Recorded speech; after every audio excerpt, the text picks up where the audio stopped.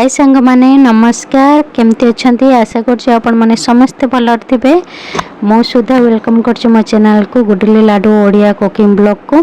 आज नहीं आसी पोटल करके पूरा मटन परी रोषे कर देखो मटन परी जमी मटन रे आलू पड़े से भाया काटी तो पोटल को देसी पोटलटा आगे फास्ट आम पोटल को फ्राए करनबा तेल रे तापरे आलू को फ्राए करबा। एटा जमी मटन रे आलू पड़े से भाया काटे तो कि बहुत टेस्ट होता यही प्रोसेस मो प्रोसेस बनातु तो बहुत सुंदर लगे मटन परी। तो ये आम आलू फ्राए करचे पोटल फ्राए हो गला तापर आलू फ्राए करचे आलू भी हो गला। आम मसला नहींचे अदा रसुण पियाज ये देखो अदा रसुण पियाज पेस्ट कर नहीं टमाटो प्योरी ये डालचीन तेजपत्र गुजराती के रखी तेल गरम हो गलान टिके चीनी देदबा तापर आम जो डालचीन गुजराती आ तेजपत्र रखी पकेबा से टिके फुटीगले तापर पियाज फ्राए होगापाई पकेबा। तो फ्राए होगापाई छाड़ीदे तापर आम टिके लुण पकेबा लुण पकेले शीघ्र पियाजटा फ्राए हो आ मली जीव।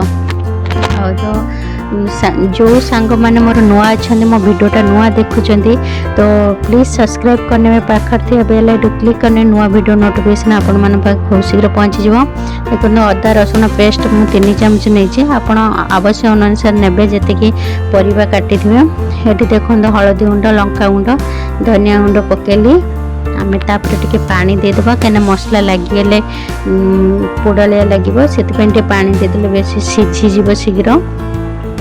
तो देख तेल छाड़ा आम ये टमाटो प्योरी रखी से टमाटो प्योरी देदेबा तापर आउ टिके पानी देदेबा तापर मसलाटा सीझीज।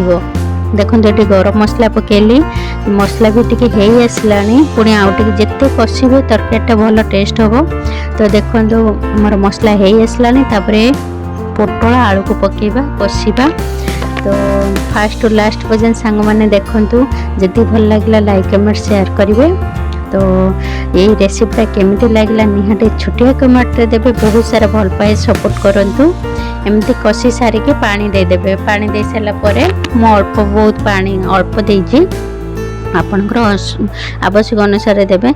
एठी देखंतु प्रस्तुत हो गला मटन परी पोटल आलू करी देखंतु बहुत टेस्ट होइतला आपन बनांतु। ए रेसिपीटा केमिति लागला लाइक कमेंट शेयर करेंगे। तो रोचे पुणी देखा नेक्स्ट रेसिपी विदाई दिंतु बाय टेक केयर।